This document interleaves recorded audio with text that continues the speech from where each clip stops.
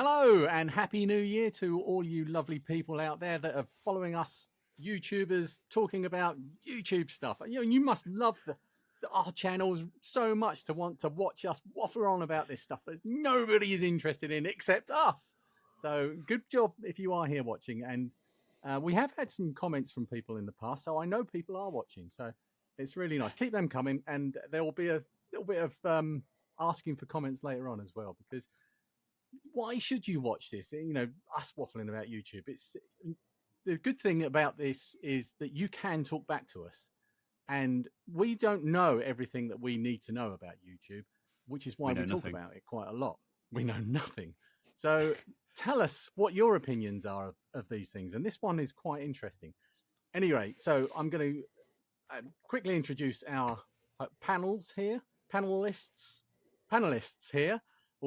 And tonight we have returning after a long hiatus is Control Alt Reese, who I'm going to say is Mr. Atari, and this will become relevant.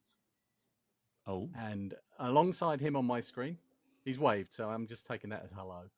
Alongside him on my screen is CRG Glenn, who I'm going to call Mr. Amiga. Hello. And next to him is Polymat, who's he's Mr. whatever the hell he fancies doing this week. Probably ThinkPad batteries or something like that. Love it. Hey, everyone. And everybody kind of started calling me Mr. Spectrum, and this is where we're going to get down to the nitty gritty of this. The reason that we're talking about this subject tonight is that Reese has been pondering something. Yeah, no, I was. So obviously, it's been that kind of end of year kind of period, Christmas and New Year, and it's a time of year that a lot of people kind of take to reflect on things and how the year's been, and kind of their sort of goals and aspirations for the coming year. And there's been a lot of YouTubers who've been talking about retiring or semi-retiring and stuff like that. And a bit of a recurring theme is that stuff kind of declining viewer numbers and ad revenue and that kind of stuff. And it got me thinking about sort of the best ways to kind of protect against that. And I mean, this is still a sort of a half-formed thought in my mind, and that's kind of why I thought it'd be a good idea to kind of bounce it off a few of you guys and see what your thoughts are as well. But I suppose what it boils down to is that there are a lot of channels out there who kind of do a really fantastic job of catering to their existing audience. But what they perhaps don't sort of focus on is kind of trying to grow that audience, and maybe the best way to do that and to try to sort of appeal to people outside of their kind of existing viewer base. And it kind of got me pondering about that and kind of the best ways to go about that, and the best ways to go about that without kind of alienating your existing audience as well. So yeah, the whole thing's a bit of a potential minefield, and thought it would be a good topic for debate. Okay, so your question that you posted in the Big Red Arrow Discord was to do with exactly as you said, should channels always be in growth mode, was your exact words, i.e. Yes. trying to attract new viewers, or should they be catering to their existing subscriber base? And I was just commenting that we'd already had that in the list, and it was one that I was thinking, should we make this into a topic for a single video, a single discussion rather than one of our little bite-sized ones. So yeah, I'm quite interested in what people think about this, and I know we've got a varied range of opinions here tonight. So I'm going to go to Matt first, because you're actually, both you and Glenn in some ways like to mix things up. I know Glenn is being slightly pigeonholed into the Mr. Amiga thing lately, but we'll get to that in a sec. But Matt, you're kind of just starting out, really, aren't you? You've got lots of views, but you haven't got that much content on your channel yet. Are you feeling yourself being pushed into any kind of corners yet, or is it something you feel that you can, be creative and do whatever you like? It's tough, which is honestly why I wanted to kind of participate in this one, because it really hit home for me. So I'd say that it makes sense to me, and to kind of first off answer your question, I do feel that I am starting to get pushed into specific types of content, and that is just because of the large discrepancy of views that I've gotten from some videos versus others, right? Now I'm incredibly fortunate because even my least viewed videos are, you know, still over 1,000 views and things like that. Um, but my most viewed videos are in the like 100,000 plus, right? So I have a huge gradient between my least and my most. And so as I start to turn out new content, um, I think I knew that like things like the leather case, right? I think that video I had a suspicion would be on the lower end, but it actually hasn't been, right? It's been in the middle. And then I thought that things like my 3D printed Apple case was going to be on the higher end, and it's one of my lowest. But if I look at the ones that have really killed it, right? It's the unboxing of a new old stock computer, it's the battery build, right? It's the more kind of technical stuff. And so it is absolutely in the back of my mind thinking that, you know, maybe the YouTube algorithm, because it's really even not about my subscribers right now, right? It's because I am such a young channel. I don't have a large subscriber base that I know what they want yet, and I don't even know if they know, right? They may have just been like, "Oh, that's interesting. I'm gonna do that." But from the videos that I've gotten, most of my subscribers have come from those ones with the biggest views. So I know that YouTube is going to continue to push those ones. And so, yeah, I feel that I am getting pigeonholed already, even though I'm still trying to find my voice, find my niche. And yeah, so it's really interesting. Excellent. Okay, so Glenn, your Mhm. turn. Do you kind of dread having to make something that's non-Amiga, or No, dread the no, definitely results of it? not. I mean, obviously, over the last wee while, majority of my videos have focused on Amiga, but I've had some good success with other platforms as well. And it's funny that you called yourself Mr. Spectrum, and I'm currently working on Spectrum Plus. Oh, nice, But where was the first place I went to ask questions? It Mr. was your Spectrum. Discord. It was your Discord, Oh, Mr. Spectrum's Discord then. Mr. Spectrum's Discord, So I think that Yeah, just that's sort where of I go as well. comes naturally, that each of us will, I think, just naturally just get not pigeonholed as such, but we'll have our own area that Your people comfort zone. associate us with us. Hmm. People will associate us with a platform as such, maybe more than others. But I do know that a lot of my subscriber base early on came from when I was doing a lot of PC stuff, and there were some certain names that I would have seen in the comments of every video. Because I've been focused on more Amiga stuff lately, I'll be honest, those names seem to have disappeared, which is somewhat maybe worrying. Um, I do have a lot of PC stuff that I want to do in the future. I want to get back into that, but I'm also conscious that the Amiga stuff is sort of the bread and butter of my channel, Do you? and it's But that which does the best. okay, so you say that's the bread and butter.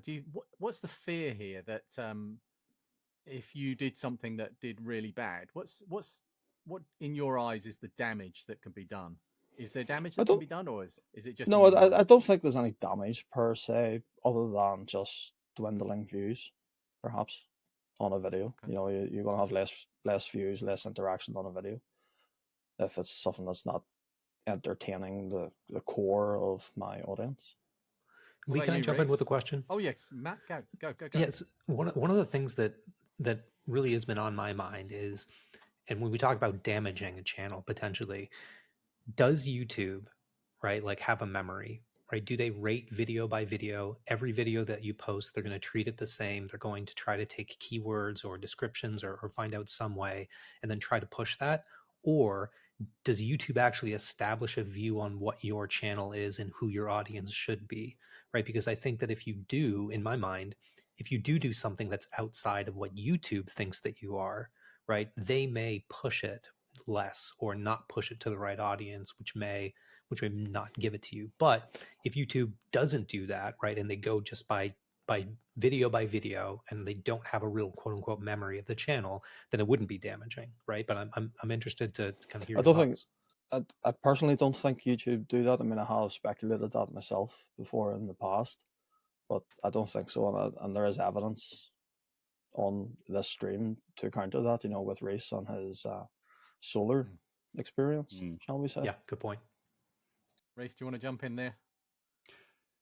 Yeah, I mean, of course, obviously the algorithm is ever changing, but yeah, I've kind of always been known as an Atari guy. My videos specifically on Atari stuff always do really well, but yeah, the solar video was a real outlier because that one took off really, really quickly. And that was all kind of search driven early on. I noticed that a lot of the early traffic to that video, as it was kind of starting to ramp up, was purely from YouTube search. I don't know if it was particularly well optimized for SEO, for tags in the description and stuff like that, but that certainly sort of helped to propel it well beyond my my existing audience. So that was quite an interesting one. Okay, I'd like to answer Matt's question as well. I think that it feels like YouTube has a memory, but from everything that they say and from people that seem to be in the know say, each and I've got evidence of this as well, that each video does stand on its own merits and it doesn't really matter. You can have 0 subscribers and have a viral video. Yeah, you've just got to make a video that people. You can absolutely, but I mean, Yeah. as we've talked about on Discord before, as I've said before, I mean, I do think that your subscriber base is the basis of your viewership. It's no accident that the channels with 100,000 subscribers are getting 30,000 all views. That does, yeah, I think all that does is makes that first initial phase of when a video is released accelerates. If you've got 10,000 subscribers, you get through that first 5,000 views a lot faster than someone with no subscribers. If you've got 0 subscribers, you're going to struggle to get those first 5,000 views, but it can still go viral a year later. It can still happen. But yeah, subscriber bases that's a hot topic for another discussion. I think Glenn will want to be involved in that one. I mean, that's kind of what happened to me. I published my first video, right? I got 2, maybe 4 subscribers.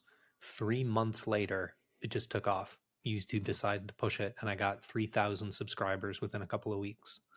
And that was kind of the thing that made me go, oh, interesting. Fantastic. Like people might like this, because I thought for the longest time, like I put all this work into this big video that was my battery rebuild, and it just went nowhere. And I'm just like, oh, okay. Like I didn't have any expectation, but yeah, I was not going to do that again.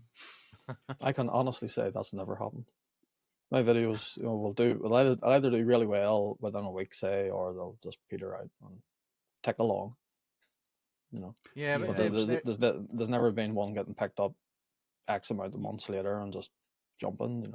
Oh, I think that's coming for you because your content has changed over the last year, and I think so? I think you've you're a bit more rounded and polished now than you were previously. I mean, I've always been. I know my hair's falling out, but it's not even to insult me. Polished, yeah. Can you turn that light off? Rounded and polished. But I think it's going to come to you eventually, if not sooner. Yeah, I mean, obviously, I can see a difference in the quality of my videos over the last while. Hopefully they are improving. But I mean, I suppose counter to what I just said, there's no videos that have been taken off, but I have seen people who are new to the channel, because you recognize the name obviously in comments, and they have been going back through the back catalogue, commenting on things. So right. So Reese, you posted this question, and growth mode is your channel in growth mode? I know the answer is definitely yes. Yeah, so just kind of going back to that solar video. Obviously, within a couple of months, it had like 800,000 views, which is something I like to talk about all the time and kind of bring up whenever possible. But I kind of tried to sort of capitalize on that by doing some follow-up videos on that, thinking that they would go crazy as well. And the next one I did after that did do reasonably well, but after that, the solar videos actually kind of started to sort of peter off and kind of reach the same kind of background level as my other retro computing stuff, which I think is a good indication that YouTube does kind of look at stuff video by video. And it was just something about that one specific video that it liked that it decided to push to a wider audience. But also, if you think about it, think about those other videos, if you'd have released those without even the solo video ever existing, would they have done as well as they did? Because they still got tens of thousands of views, didn't they? Well, did yeah, I mean, did they grow off of the back of the solo video? that's the big question, isn't it? But yeah, and obviously, kind of this talk about being in growth mode, and I think there's kind of this obviously this assumption that comes along with growing a channel that you kind of have to, or I've certainly heard it said that you kind of have to be prepared to leave your old audience behind and kind of cater to this new audience. And I had no intention of ever becoming a solo channel, which is why I shut that all down as soon as it kind of started to get really big, because it was just derailing everything. But it does make me wonder if I'd kind of doubled down on that and sort of fully invested in that topic. Where would things be today? I can't imagine a lot of my existing subscribers would still be watching, but would I have kind of moved on to a much bigger audience, and would that be a good thing or a bad thing? I mean, as far as I'm concerned, it would be a bad thing because it's a topic that I'm not really all that interested in, and I don't want to make videos on stuff that I'm not interested in just because they're popular. So, and then it took quite a while for the channel to kind of recover after that. But I have seen it. I have seen, certainly in the past few months, things sort of start to turn around, and things are actually growing on the repairs and the retro computing side of things. I mean, I had a video just before Christmas that got 100,000 views, which is really, kind of an insane level for my channel. And yeah, just kind of that sort of ever increasing background, kind of level of views that you see in analytics all the time when it's been a few weeks between videos and stuff like that. That's kind of slowly on the increase as well. So yeah, it's if you're trying to keep your existing audience happy, but also kind of reach slightly out of your comfort zone and kind of cover somewhat related things and try to kind of package it in a way with kind of somewhat clickbaity thumbnails and titles and things to try to push it a bit wider. It's quite a difficult balancing act. It's quite a difficult thing to juggle, I think. One of the reasons that I was interested in talking about this is because, when Reese, when you posted that question, it really rang true for me, because from a business sense, right, there's different stages in a business too, right? There's early stages, there's growth mode, there's kind of the post, right? There's expansion. And any business that rests on their laurels, that just kind of keeps doing what they're doing, either if it's a software tech business or others, right, like they're going to stagnate, they're going to end up like losing. And so, from just like a philosophical standpoint, when we talk about growth mode, I think that you should always be investing some part of your time in, maybe it's not exploring drastically different content, but maybe thinking about different ways to do things, or thinking about bringing another demographic or audience into what you're doing, or things like that. And I think if you're not doing that, and specifically for the creators that I've seen that aren't doing that, right, they're having a rough time, because I think there's been a kind of a huge boost over the years in people that like looking for this specific type of content within our collective niche.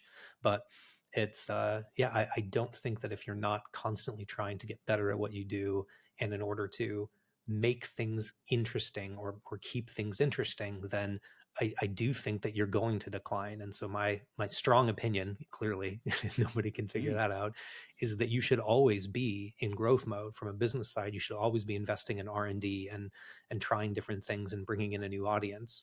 That's kind The of thing I where would I'm at. pick out of that there would be the word business. I mean, do any of us see this YouTube thing as a business? I mean, I personally don't. I just see this as just a hobby. So, I mean, yeah, I want to be in growth mode in terms of trying to improve, but I think I'm reasonably happy with the style of a CRG video, or the the way I present things. I don't know if I want Yeah. to make any massive changes there. I think that's I- a really valid point. Yeah. Yeah. We're all in this. Basically, none of us are making a living out of this, and it is a No. hobby. But it depends. I've heard that argument from people that are not as polished as yourself, Glenn, where they've said, I want to stick to doing what I'm doing. I don't care about views, and I can't get my head around that, because Well, if you're I putting mean, yourself on YouTube, you want as many people as possible to see what you're doing because of it gives course you you do. kind of that validation You and know, and yes, I can sit here and say this is a hobby, and I'm not really that fussed about views or subscribers or anything like that. But you know, of you are. course I am. You know, it's the measure of your YouTube channel, really, isn't it? Let's be honest. That's Smash how that like people button. We all like compare to their see the line YouTube go up, channels. don't we? We Yeah, all We like do. to see and the look, Yeah, we line want to go see up. those green arrows. and even if it's not a commercial business, it doesn't mean that we aren't putting out a product that we don't have consumers, right? Yeah. And so that's the kind of, and I don't plan on making this a business for myself. Like, I want to be clear. And by the way, I'm leaving things, my opinion, open to change in the future. Mm. But you know, from that standpoint of, we want views, we want people, we want validation, like whatever the commercials are that we get back from it, whether it's purely validation or kind of community or things like that, you know, I think we need to be thinking about, like, the consumers of our content, right? And are they going to want to continue to consume it? And how are we going to have to grow or change or in order to do that? And like, look, if your creative outlet is just putting out content that you love and you enjoy making what you're doing and you enjoy doing what you're doing, do it, right? Like, absolutely. For me specifically, though, I'm really curious to know how many people want to watch, enjoy what I'm doing. And the basis for my whole channel is self-improvement, right? I want to learn new things constantly. And so I think even the getting my YouTube channel bigger is part of that learning experience too. Excellent. Reese, you've invested quite heavily in your channel recently. Are you in this for the business? Are you there just for the moolah? My approach with my channel has always been to, I mean, first and foremost, it's a thing that I do for enjoyment. It's a hobby. It's a kind of a way of combining hobbies and enhancing those hobbies. So obviously, I'm always sort of tinkering with hardware and projects and that kind of thing. And I also enjoy the process of filmmaking. So combining those two and putting that stuff on YouTube is kind of quite a logical, quite a logical thing for me to do. That said, obviously I have kind of expanded into the studio and stuff lately. I'm not there today, as you can see, but I'm very fortunate in my day job in that I kind of I'm a contractor and I work on kind of a day rate, and my time is very flexible. And if my channel did grow to the point where it was actually making enough money to justify spending a couple of days a week making YouTube videos and then the rest of the week sort of working on that, I am actually in a position where I could split my time to do that. And I must admit that having done some reflection recently, I don't think that would necessarily be a bad thing, and I think it's something that I actually kind of starting to sort of aspire to and kind of grow it into a second job. I wouldn't want to look at it as primarily a commercial thing, because obviously if you take take a hobby, take something that you love and turn it into your job, then inevitably that's going to lead to you hating it and burnout and all the other stuff that you obviously lots of kind of YouTubers have been talking about lately. But it's fun to kind of think about it and dream about it and push things and see how far it does go, I think. I think it's fair to say that of all of us. I mean, obviously you're ahead of the rest of us, Reese, in terms of your subscribership and whatnot. But I mean, yeah, I'd love to be in a position where I could tinker in here full time, semi full time, whatever it may be. Maybe Adrian one day. style. Yeah, maybe one day. Yeah, well, there's no reason that we can't just keep doing this, having fun, and then one day, Yeah. if If things it have grown to grows that naturally to that point, then fantastic. point, that's If not, kind of though, where I'm quite happy to be tinkering in here and torturing people on the internet. Yeah, torturing I mean, people and ZX Spectrums on the internet. Yeah.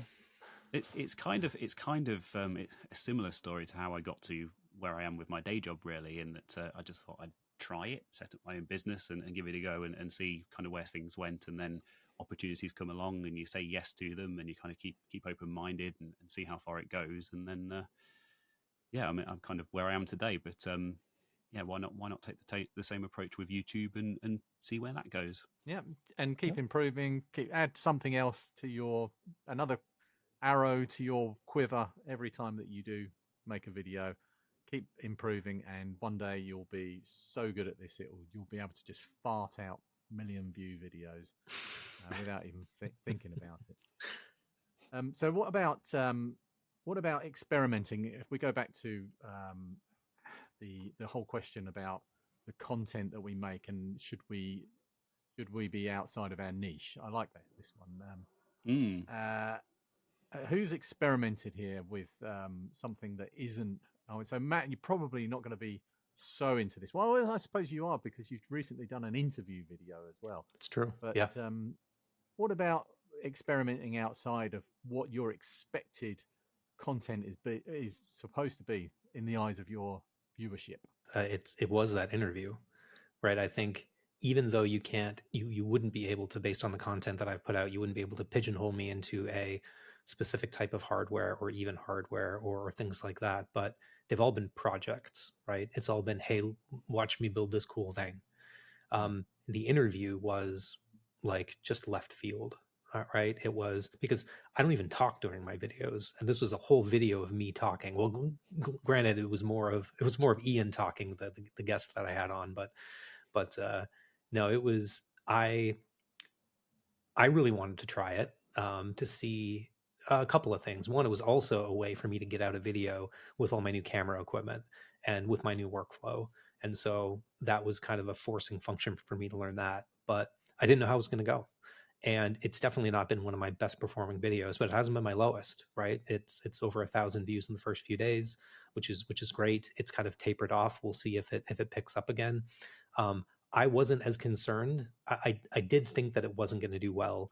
I was hoping it wasn't, really for the guy that I had on, right? I didn't want to have him take all this time to chat with me, and then the video tanked and didn't do very well. So I'm happy to know that it's not one of my lowest or one of my worst performing. But yeah, I was concerned that, is YouTube going to pigeonhole me now, or are they just never going to know what I'm about and therefore not know how to position me correctly? And yeah, it was a tough one.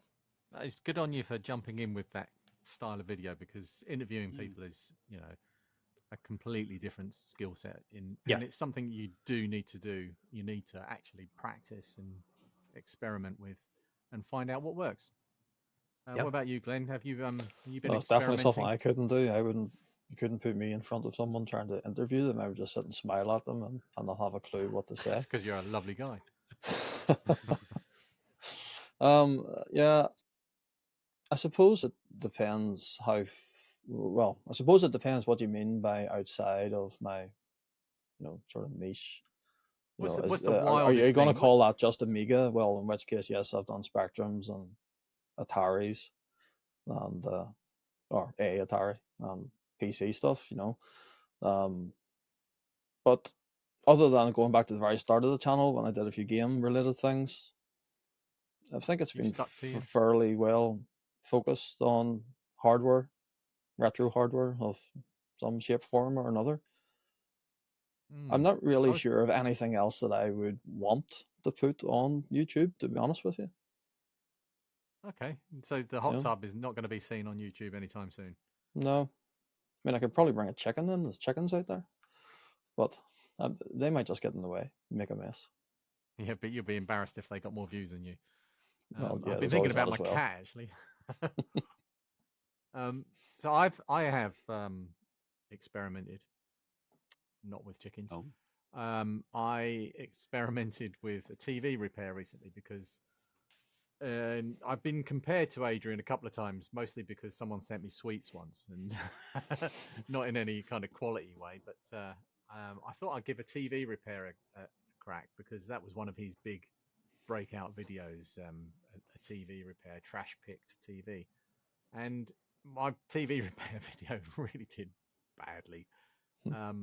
But it's not to say that I won't ever do different things, because one of the dangers of staying inside of your tracks is that you get bored, and there's only so many spectrums that I can actually film in different ways, because most of them break in this exactly the same way. So finding the interesting story in ZX Spectrums was fine at the start when I was experimenting and learning and discovering all these different things.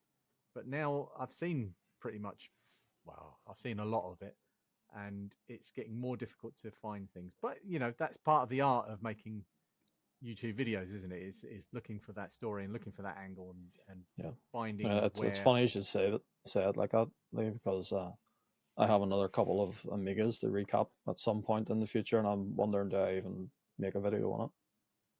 No, Because I've done a few now, and I mean, changing capacitors in one Amiga is the same, pretty much the same as yeah. changing them in them all. Well, find a different angle. You need to find the different story. But if it's just a I'll put straight the up camera on the recap, other side of me then. yeah. But there you go. Do it underwater. Do it in the hot tub. But I do actually have Reese, a monitor to fix as well at some point, and it's a new there monitor. you go. So Well, maybe there you go. you've got my TV repair to pit yourself against. See if you can beat Yeah. that in views. So Challenge Reese accepted. likes to experiment. Reese, I've heard about you and your experimental wiles. What do you think? Is there anything on your channel, or is that basically the solo video? And look how that went. Yeah, I mean that was just a case of something I was fiddling with, and I thought, well, I'll point the camera at it and make a video, and I didn't expect it to go down very well at all with my audience. But there you go. I think that story's kind of been well covered. But yeah, people seem to see me as an Atari guy, perhaps understandably, as I collect Atari stuff and have a lot of it. But I really do sort of try hard to kind of push beyond that and cover PC stuff and kind of stuff outside of that. I did the interview with Clint from LGR last year. That's the one and only interview I've ever done on my channel. That was a weird story because I'd noticed that he'd kind of commented on some of my stuff and sort of said that he'd been watching my channel, and I sent him an email and said, oh, would you be interested in having a chat sometime? And he replied very enthusiastically saying, oh yeah, I'd love to talk to you, kind of thing. And that was when we kind of just decided to record it and just upload it to my channel. And What a lovely man he is. He is genuinely, yeah, he is exactly as he comes across on camera. He swears a lot more when he's not being recorded, but other than that, Don't we all? Good that we get Duncan in the Discord now. Yes. Bleep. But yeah, I kind of, my second channel is kind of, I've done a lot of experimental stuff on there. Like I've done the podcast stuff, the Reese Rambles stuff, and I do like some quite off the cuff unscripted videos that are a bit rambling and kind of go nowhere. And it's quite a big contrast to my sort of heavily scripted stuff that I do on my main channel. But I enjoy that. That's kind of a big creative outlet for me. But yeah, who knows? Who knows what's next? I mean, I'm working on a video at the moment about a weird Japanese PC that I bought on Bai, which is something I've not really covered on the channel before, but still sort of well within my, my area. And then the next one, what's the next one? I think I've decided what the next one's going to be. But yeah, I mean, the reason I called my channel Control Alt Reese in the first place was because I kind of wanted a vaguely tech angle to it, but I didn't want to sort of restrict myself to any particular thing. I didn't want to call it the Atari guy or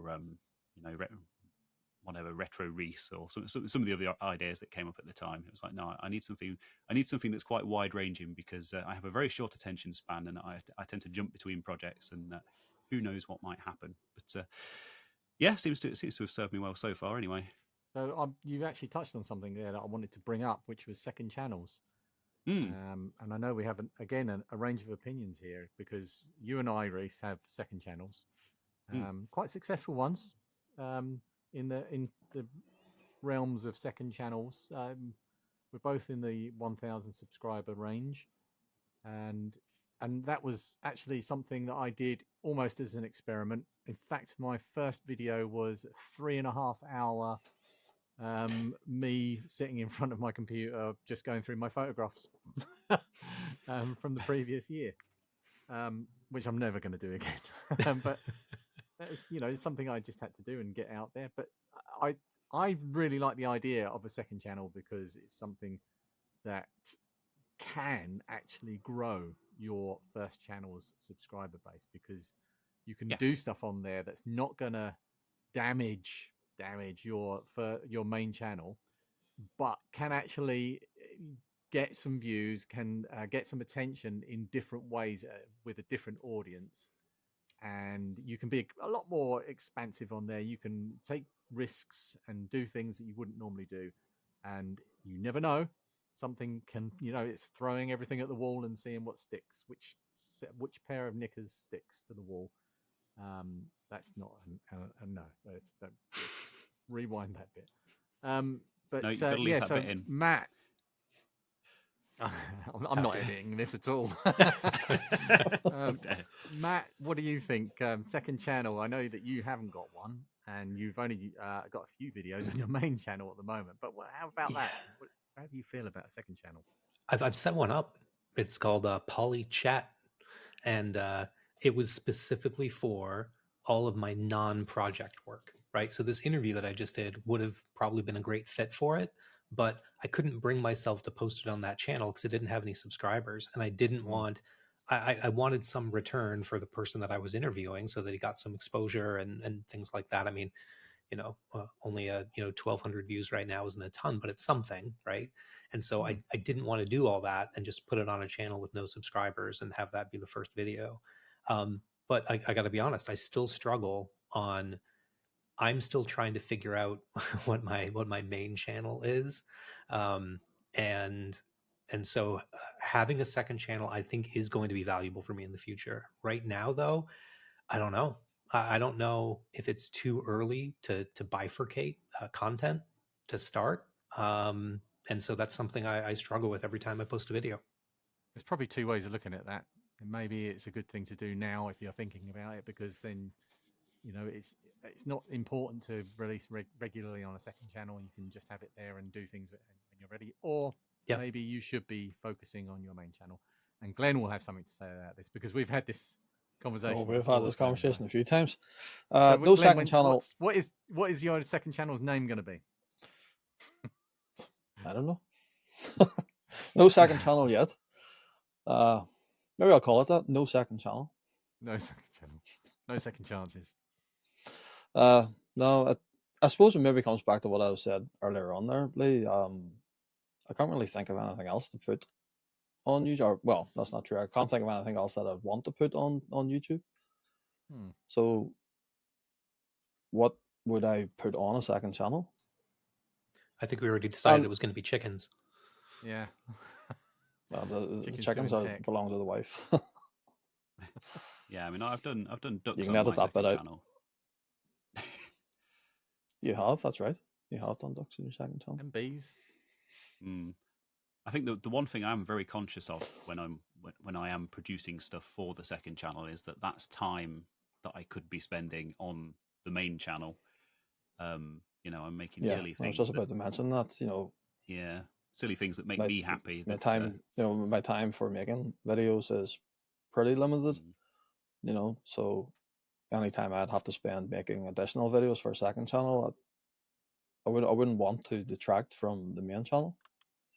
I suppose maybe one difference between me and you guys, though, is that because I don't script anything, everything is a wee bit rough around the edges. What else can I strip back as such to make a second channel easier? Yeah. I suppose I can cut down on the amount of editing and whatnot, but you still need to do a certain amount, to make something that somebody's going to watch and enjoy. I think my experiences with the main channel is when I'm in the flow and I've got plenty of time, I've got loads of content going on there, I'm not even thinking about the second channel. But when I start to get crunched for time and I don't have time to actually make a video that I think is worthy of going on the main channel, that's when I turn to the second channel, just as my way of getting something out, so I'm still actually, my face is still out there, and I can still talk to the people that actually care about what I'm doing. So, I suppose the mini build videos type things would maybe work on a second channel. Yeah, the be in between videos, and I do have a couple of other ideas to expand that mini video thing. So we'll see how that goes, and maybe one day there'll be CRG2. There you are, very original.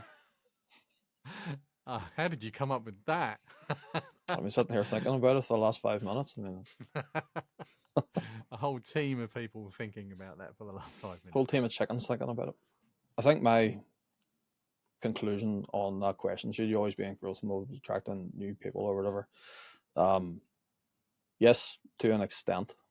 I mean, for me, I'm pretty happy in the niche where I am, but the growth mode for me is trying to improve the content of each video while staying within the same realm of content.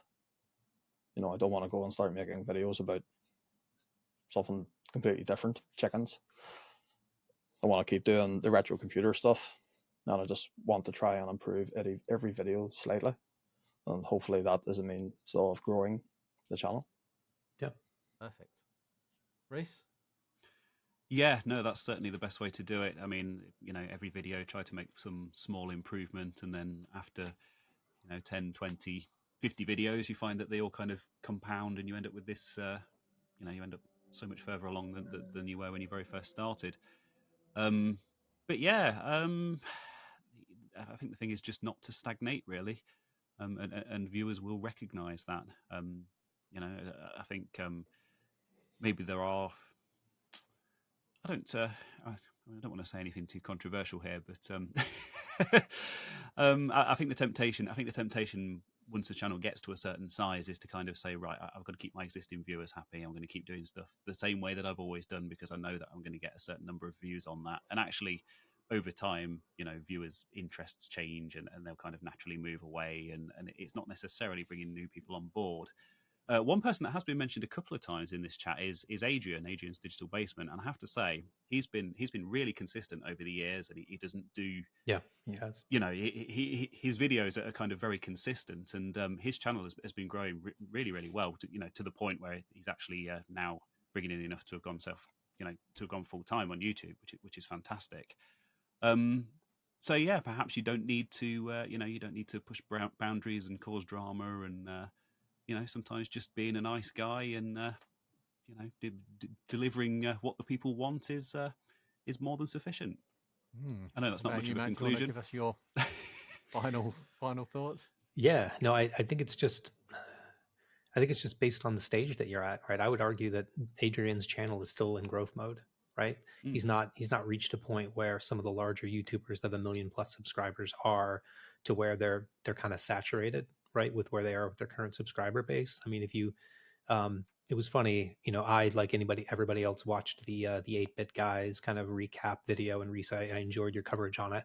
But the funny thing about it is that in that video, David, mentioned that he didn't enjoy, right, the sim stuff, right, that Clint had been doing, and and Clint commented on that video saying, yeah, I wish I didn't have to, which was funny, but it was absolutely true too. And I think that when you're in growth mode, I think you can be very consistent and just kind of improve your content.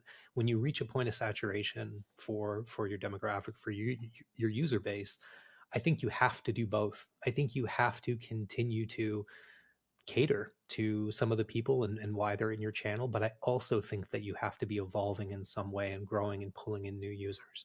So for me, the mindset of always in growth is very much true, right? You always have to be evolving.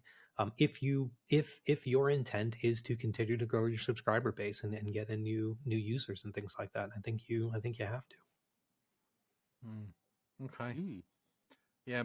My thought on this are probably not actually. I'm sure everybody knows that next week I'll probably be doing this in a bikini just to get views. I don't care really.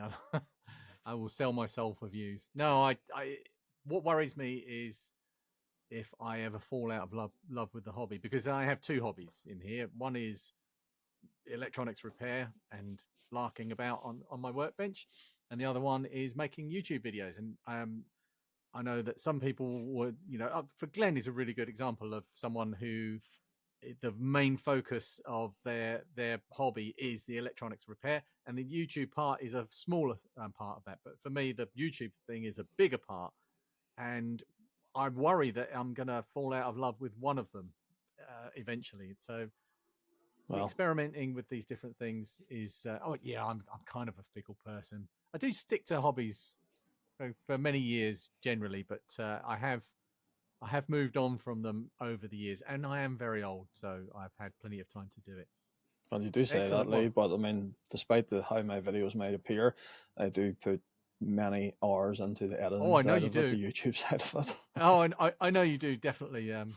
But there's different, I'll it's difficult to compare us because we're very different people. But Yeah. I think that I'm more invested in the stats behind YouTube and I care a bit more about that than you. I would assume, but I might be barking up the wrong tree. But and you just hide it very well. Okay, so it's time to say goodbye because we are rambling on for quite a long time here. It's approaching 50 minutes. But thank you everybody for watching us. Normally I do a social media shout out here, but I think social media is dying these days. So why bother? Let's actually let's do this thing where we're going to actually entice you into our Discords instead. And I have a Discord that you can find in the video description. And Reese has a Discord, which you'll be able to find in the video description, which is a fantastic place to go and talk about all things Atari and ducks and It's the best solar. Discord He loves talking by about far. solar. Yeah, I love it. Come to his Discord and demand he reinstates his solar videos. And Glenn has a lovely Discord. And Matt, what about you? I don't. And that's on purpose. But here's the thing, though. Here's what I will say. I am on Discord, so if anybody thinks that there's a server that might be fun for me to join, please reach out. Here. Yeah, I know. I'm on all of yours. He's already in mine. But yeah, yeah, exactly. So yeah, if anybody thinks there's one, feel free to shoot me an invite. My username is Polymath. Super simple. Do you have a social media that you want to plug, Matt? The only one I'm really still active on anymore is Instagram. That I post, but it's not. You're so young. I know, so young. See, yeah, no. So you can find me at the Polymath on Instagram, but yeah, if you want to communicate with me, invite me to chat. Excellent. Okay. Well, thank you everybody for coming along and watching us, and thank you, Matt. Thank you, Glenn. Thank you, Reese, for making this a lovely discussion that I think I'm going to take a lot of value from this because I think we've all learned something here, and that's bikinis are the way forward. But Happy New Year, everybody, and hot tubs and bikinis and ducks. Don't forget the chickens. Well, the chickens can't swim. Glenn, Livestock. I have to think these things. I think chickens can swim, actually. Can they swim? Yeah, I saw a video. I'm going to test that. I saw a video once. Okay. There you go. There's a video idea. That's next week's topic. Okay. Thank you, everybody, for watching. We'll see you again. Bye-bye. Bye. Bye. Thanks all.